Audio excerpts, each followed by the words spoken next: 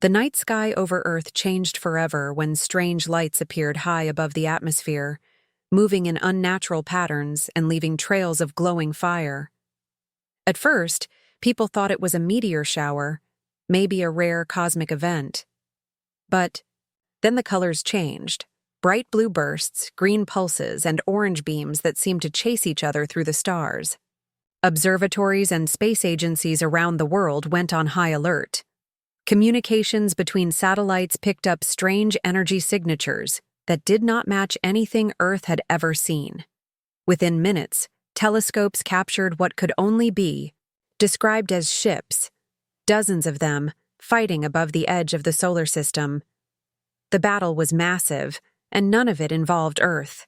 Humanity was simply in the way. Governments rushed to assess the situation, fearing an invasion or some kind of cosmic disaster.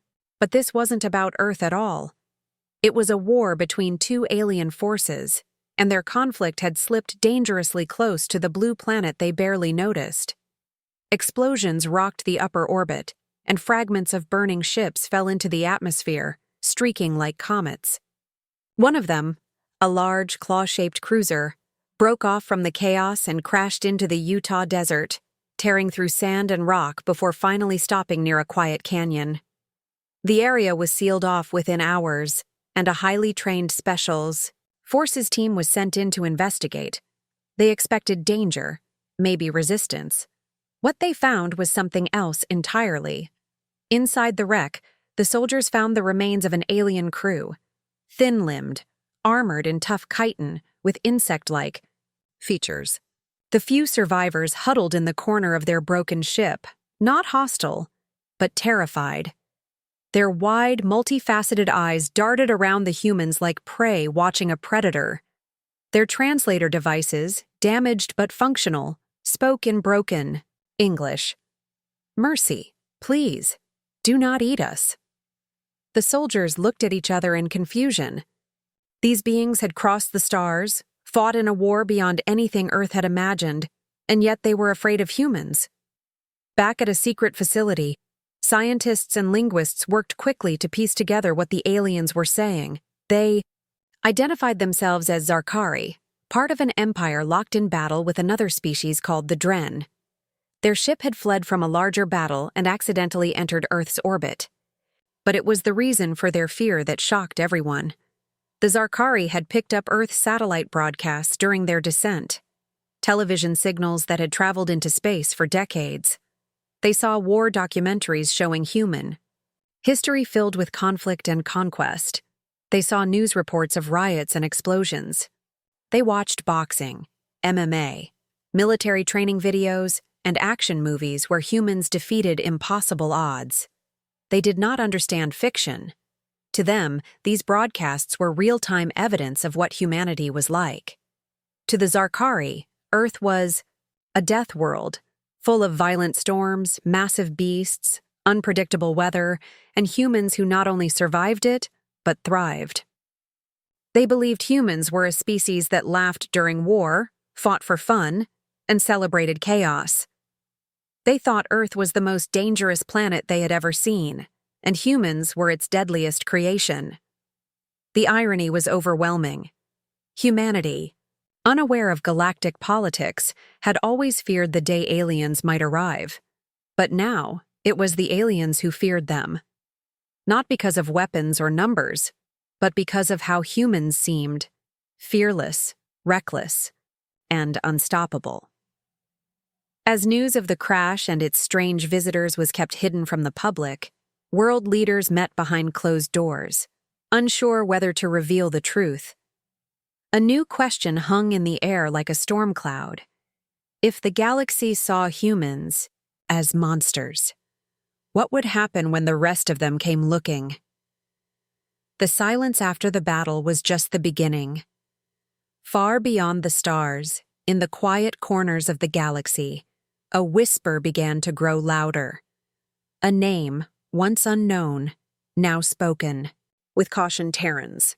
The legend of the terrifying species from a small blue world spread faster than light, carried by the broken survivors of the Zarkari cruiser that crashed on Earth. News of the humans, beings who lived among volcanoes, hunted beasts with their bare hands, and turned war into entertainment, shocked the galaxy's great empires. The Zarkari and their biomechanical enemies, the Dren, had been locked in a brutal war for decades, yet when both sides learned of humanity's existence, something strange happened. They paused. For the first time in years, no shots were fired. Both empires, usually too proud to speak, began sending encrypted messages across the stars, asking the same question. What if the humans joined the war? And worse, what if they couldn't be stopped? In the shadows of this growing fear, a single Zarkari diplomat, acting without the permission of his war council, dared to send a secret message to Earth. His voice came through a hidden frequency, shaky and desperate, begging the leaders of humanity to stay out of galactic affairs. "Do not pick a side," he pleaded. "Your wrath would doom us all." On Earth, his message caused confusion, not pride. The world's governments, still processing the crash and the truth of alien life, were stunned to learn that other civilizations saw humans not as equals, but as monsters from a myth. Earth's leaders, scientists, and strategists met in underground chambers, trying to decide what path to follow. At the same time, a quiet race began in labs hidden across the globe. Teams of engineers and physicists, working together for the first time in history, began studying the broken remains of the Zarkari ship. To their amazement, human minds adapted quickly. What took the Zarkari centuries to perfect, Earth scientists began to understand in weeks. They didn't copy the alien technology, they improved it. They found weaknesses in power systems, simplified complex designs, and even found ways to make the alien materials stronger using Earth's natural resources. This adaptability, so common to humans, was something most galactic species had never seen. Watching from afar, secret probes belonging to other civilizations captured blurry footage of Earth's progress. What they saw only fed their fears. In a matter of months, Earth had not only survived first contact, it had grown stronger from it. More whispers followed. They learned Zarkari engineering in days. They turned wreckage into weapons. They built machines that run faster than ours. Some believed these stories were lies, exaggerations. Others were not so sure. After all, humans had come from a planet filled with storms, fire, ice, and predators, and they had conquered it. Surely that kind of species would see galactic war as nothing more than another challenge. The galaxy didn't know Earth's true nature. They didn't see the arguments, the fear, the uncertainty humans felt about stepping into a larger universe. All they saw was the growing shadow of something unknown, and in their fear, they shaped that shadow into a monster. Across Zarkari and Dren space, old myths were rewritten. Children were told not to misbehave or the Terrans would come. Some warlords even claimed they had seen humans walking in fire, laughing as ships exploded around them. These tales had no truth, yet they spread like fire. Earth had not attacked anyone. Humanity had made no threats. But the galaxy had already decided. Terrans were not just a species, they were a force. And as Earth's leaders debated whether to reach out to the stars or stay hidden, one thing became clear. The galaxy was watching, and it was afraid. Far above Earth, hidden in the dark blanket of space, a strange fleet appeared. Massive ships, of alien design, cold and quiet, with hulls shaped like bone and metal fused together. These ships belonged to both the Zarkari and the Dren, ancient enemies now standing side by side in an uneasy truce. They had not come to attack, but to watch. Fear of humanity's growing reputation had pushed the two rival empires into a rare moment of unity. They believed if Earth was left unchecked, the Terrans might one day step beyond their planet and tip the balance of the galaxy. Their plan was simple: observe, contain, and if needed, control. But on Earth, the arrival of dozens of alien warships in orbit was seen as something else entirely. Panic spread across the globe. Though no weapons were fired, the message felt clear. Humanity was being warned.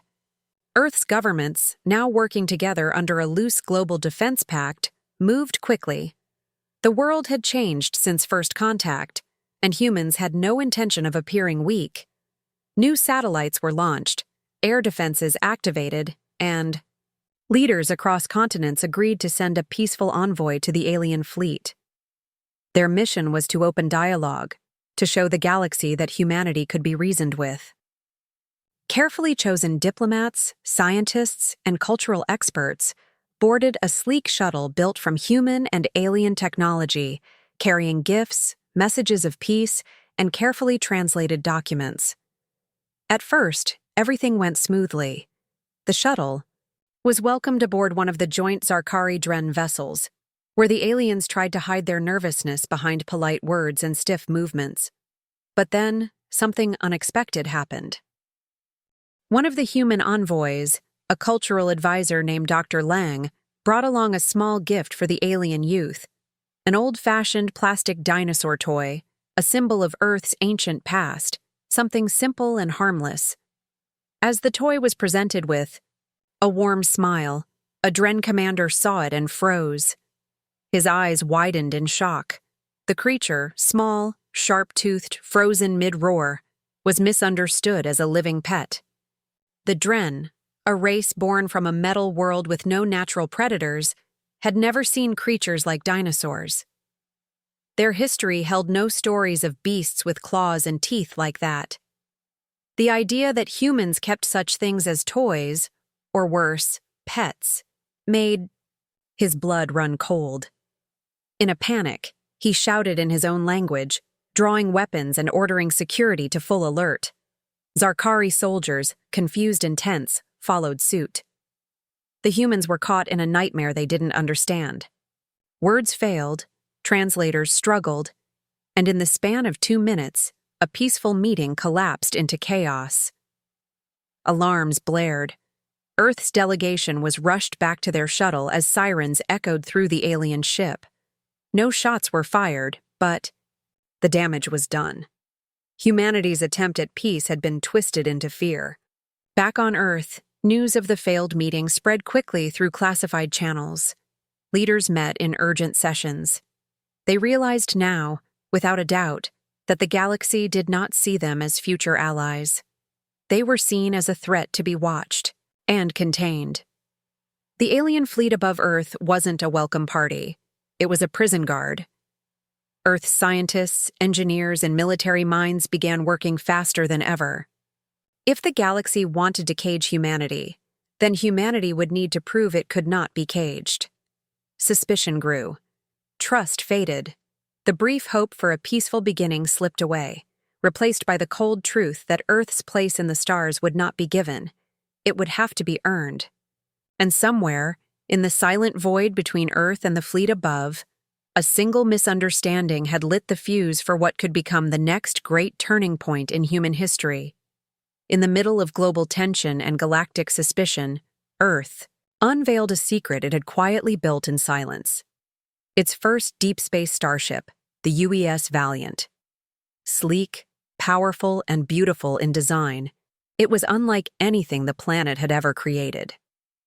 The Valiant was born from both human engineering and salvaged alien technology, a symbol of unity and rapid learning. Its engines pulsed with hybrid energy systems that allowed it to travel faster and farther than anything Earth had launched before. Some systems came from the wrecked Zarkari cruiser, while others were purely human innovation. Bold, untested, but efficient.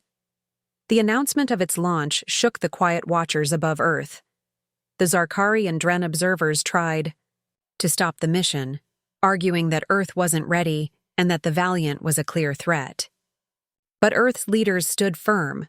They did not ask for permission. The ship launched at dawn, rising from a floating sea platform, followed by the cheers of a planet that had found new purpose. The Valiant's mission was simple: explore and assist, not invade. Its crew included diplomats, scientists, and a defense unit trained in both peacekeeping and battle. Weeks into its voyage, the Valiant received a distress signal from a planet outside any empire's protection. It was a mining colony of peaceful beings called the Yalari, attacked by lawless space pirates who preyed on the weak. By the time the Valiant arrived, several colony buildings had been destroyed, and hundreds of Yalari had gone into hiding. The Valiant did not hesitate. Its captain, a calm and thoughtful woman named Commander Alara Reese, ordered a rapid response mission. The pirates had advanced weapons, but they had never faced Terrans. Within minutes, the Valiant's forces disabled the pirate ships using electromagnetic pulses and non-lethal countermeasures. Only when fired upon did they respond with deadly precision, taking out weapon systems without harming the innocent. Their style of battle was fast, sharp, and efficient, like lightning with purpose. The pirates, unprepared for this level of resistance, surrendered within hours. But what truly stunned the galaxy was what came next. The humans didn't take over the planet. They didn't ask for tribute or demand control. Instead, they helped rebuild. Engineers from the Valiant repaired the colony's systems. Medics treated the wounded. Food and supplies were handed out freely. The Yalari watched in silence, unsure how to process this mix of power and kindness. For the first time in years, someone had come not to take, but to protect. News of the incident spread quickly. Across the galaxy, the story grew. A human ship had arrived, destroyed pirate fleets, and then left without claiming a prize. The message was clear. Earth had power, but it didn't use it to rule. It used it to defend. For many frightened and oppressed civilizations, this changed everything. Secretly, messages began to reach Earth's deep space relays. Small colonies under threat, minor races under occupation, independent stations ignored by the great empires. They all asked the same thing. Would the Terrans help them too? Some even offered technology, resources, or knowledge in exchange for Earth's protection. Back on Earth, this flood of requests raised questions. Should humanity take on this role? Could it become a force of balance in a galaxy full of fear and silence? But for many humans, the answer was already known. The Valiant had proven that Earth's greatest strength wasn't just its ability to fight, it was its choice to protect when no one else would. As the ship continued its journey, watching eyes across the stars now saw Earth differently. Some still feared it. Others began to hope. One thing was certain. The Terrans were no longer a mystery hiding behind their atmosphere. They had stepped forward, and the galaxy would never be the same again. The fragile truce between the Zarkari and the Dren finally shattered. The two ancient empires, once united by fear of humanity, found themselves at odds again. This time, the conflict was on the very edge of Terran space. The Zarkari fleet, once cautious, now pressed forward in a bold push, aiming to secure territory they had long coveted. The Dren, whose biomechanical might had been tested by Terran ingenuity, responded fiercely, determined to protect what little was left of their own influence. Their fleets collided in the vastness of space. The thunderous sounds of their weapons felt even from the quiet corners of the galaxy. But this time, the war was different. As the two fleets moved dangerously close to Mars' orbit, a new force appeared. A fleet of sleek human ships, newly built, gleaming with advanced hybrid technology, and led by the UES Valiant. The ships emerged from Mars's shadow, their engines pulsing with the same energy that powered Earth's first great starship. For the first time, the galaxy saw the full extent of humanity's potential. The message from Earth was simple, direct, and clear. We are not the monsters you fear, but if you come for our home, we will defend it. The Zarkari and Dren were caught in a moment of hesitation, unsure whether they had underestimated the Terrans once more.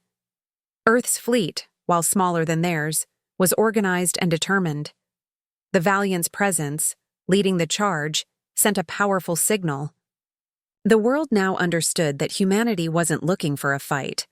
but they were prepared to protect everything they had built.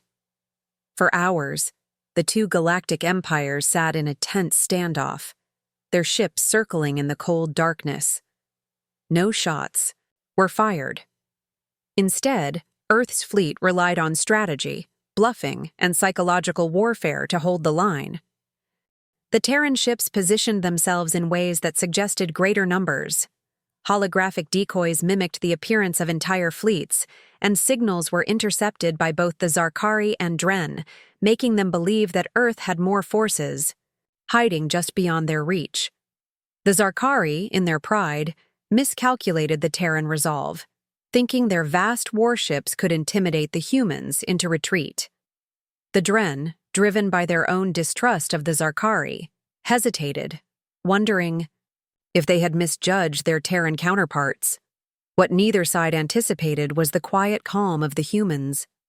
Commander Alara Reese, aboard the Valiant, knew this was not the time for a fight. Earth had no desire to spill blood or expand its reach. They wanted peace, but more importantly, they wanted the galaxy to understand that no one would dare threaten Earth again.